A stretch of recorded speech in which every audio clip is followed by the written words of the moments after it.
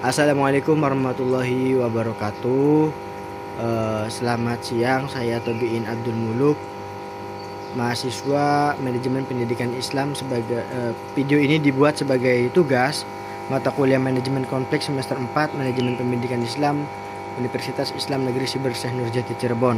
Nama lengkap Tobiin Abdul Muluk, NIM 2481090014. Jadi pada tugas ini saya akan menerangkan mengenai edukasi konflik di masyarakat, kemudian juga cara penyelesaiannya.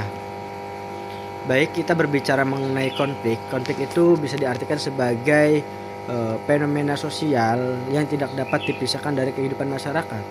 Karena secara konseptual konflik itu bisa diartikan sebagai suatu kondisi ketika dua ataupun lebih pihak itu mengalami pertentangan yang disebabkan oleh perbedaan nilai, perbedaan kepentingan, perbedaan persepsi, bahkan juga perbedaan budaya. Itu juga menjadi pemicu adanya konflik. Nah, dalam konteks masyarakat itu konflik seringkali muncul akibat kurangnya komunikasi yang efektif, kesalahpahaman, ketimpangan sosial, serta juga bisa perbedaan latar belakang budaya dan ekonomi. Oleh karena itu, konflik tidak selalu bersifat destruktif, melainkan juga dapat menjadi bagian dari dinamika sosial yang wajar. Nah, lebih lanjut lagi, apabila konflik itu memiliki dua dampak.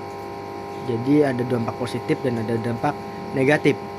Dampak negatifnya itu apabila konflik tidak ditangani dengan baik, maka akan memberikan dampak seperti rusuknya hubungan sosial atau bahkan bisa memicu adanya permusuhan dan lingkungan yang tidak kondusif.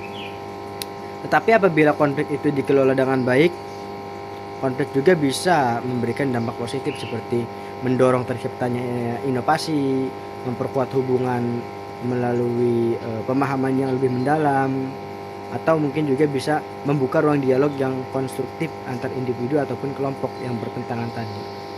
Nah, dengan demikian konflik itu tidak selalu harus dihindari, melainkan perlu dikelola secara bijaksana.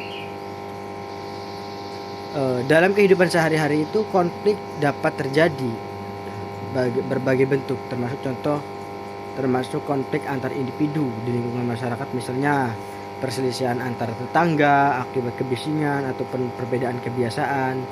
Meskipun hal itu mungkin tampak sederhana tetapi konflik semacam ini juga berpotensi berkembang menjadi lebih besar apabila tidak ditangani dengan tepat.